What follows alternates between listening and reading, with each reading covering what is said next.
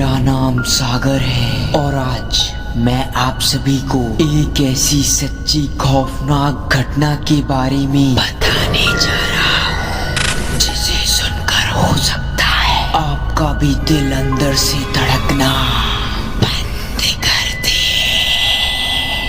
तो चलिए कहानी शुरू करते हैं। मेरा नाम भावेश है। मैं लगभग 17 साल का हूँ और आज मैं ट्रेन से अपनी बड़ी बहन भावना के घर जा रहा हूँ, वो भी अकेले। वैसे तो मुझे प्रतापगढ़ रेलवे स्टेशन पर उतरना था, जहाँ से मेरे जीजा जी मुझे पिक करने वाले थे, पर अचानक ही मेरी दीदी का कॉल आता है जो मुझे बताती है कि अचानक मेरे जीजा जी की तबीयत खराब हो जाने से वो मुझे प्रतापगढ़ रेलवे स्टेशन पर लेने नहीं आ पाएंगे। यह बताते हुए दीदी थोड़ी सी परेशान हो गई। मैंने अपनी दीदी की ये चिंता भांपकर अपनी दीदी से कहा, फिक्र मत करो दीदी, अब मैं बड़ा हो गया हूँ और ट्रेन भी तो मुझे 9 बजे तक प्रतापगढ़ रेलवे स्टेशन पहुँचा दी, जहाँ से आपका घर केवल 1 किलोमीटर दूर है। बस मुझे स्टेशन के बाहर से एक ऑटो ही तो पकड़नी है और फिर मैं घर आ जाऊंगा।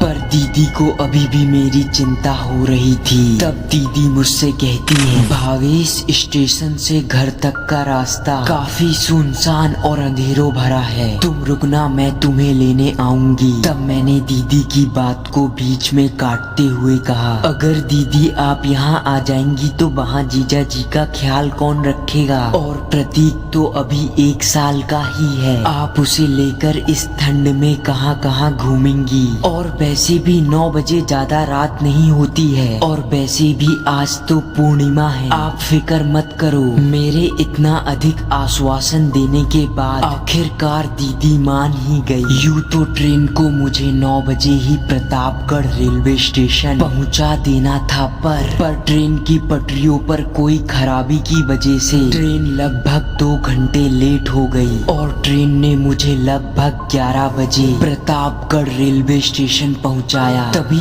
एक बार फिर से मेरा फोन बजा और मैंने देखा तो मेरी दीदी ही मुझे कॉल कर रही थी। मेरी दीदी ने मुझे कॉल पर कहा, भावेश, ट्रेन बहुत लेट हो गई है तो शायद हमारे घर साइड आने वाले ऑटो तुझे अब ना मिले, तो देख तू पैदल घर मत आना, तू ट्रेन में ही बैठा रहे, क्योंकि इसके बाद ट्रेन अपने आखिरी स्टेशन रामनगर पर रुकेगी। वहाँ मेरा विजय नाम का एक दोस्त रहता है जिसका घर स्टेशन के पास ही है, तो वो तुझे वहाँ से पिक कर लेगा और मेरे पास छोड़ देगा, तो तू उसका स्टेशन पर इंतजार कर लेना, मैं तुझे उसका नंबर दे देती हूँ, जैसे ही तू वहाँ पहुँचे तू उसे कॉल कर लेना। तब मैंने दीदी की बात मानने में ही भलाई समझी और दीदी के कहने पर रामनगर रेलवे स्टेशन पर उतर गया। कमाल की बात तो यह है कि इस रेलवे स्टेशन पर ना तो एक भी लाइट थी और ना ही टिकट काउंटर, जिस कारण से इस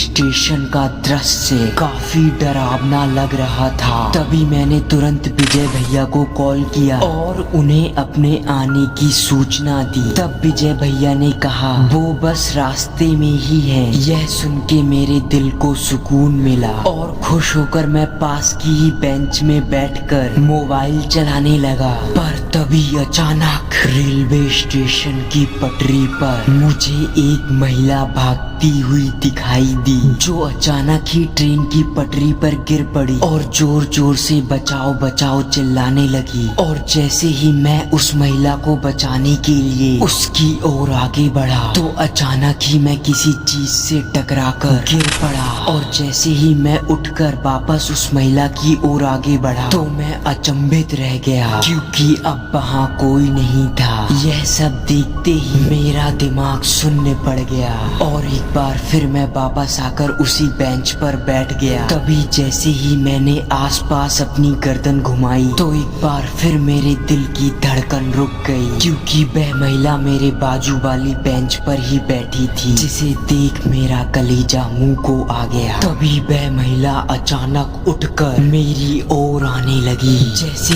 जैसे वह मेरे पास आती जा रही थी वैसे वैसे मेरे दिल की धड़कनें बढ़ती जा रही थी। अचानक अचानक ही वह मेरे पास आई और उसने मेरा हाथ पकड़ा और मुझे अपने साथ ले जाने लगी। मैंने अपना हाथ छुड़ाने की बहुत कोशिश की, पर मैं जानता था कि उसके सामने मेरी सारी कोशिशें नाकाम ही साबित होती। इसलिए मुझे अब लगा कि ये मेरा आखिरी दिन है। पर तभी किसी ने अचानक मेरा दूसरा हाथ पकड़ा। जब मैंने अपने दूसरे हाथ की ओर देखा तो मुझे पता चला कि वह हाथ जिस किसी का भी था उस पर रुद्राक्ष की मालाएं थी। तभी उस व्यक्ति ने मुझे मेरे नाम से पुकारते हुए कहा, भावेश कहाँ जा रहे हो? तब मैं समझ गया कि यही विजय भैया हैं, जिसे दीदी ने मुझे लेने के लिए भेजा है और शायद दीदी ने उन्हें मेरी फोटो भी भेजी होगी। तभी विजय भैया कहते हैं, भावेश ये तू कहाँ जा रहा था? तब जैसे ही मैंने अपने आगे की ओर इशारा किया तो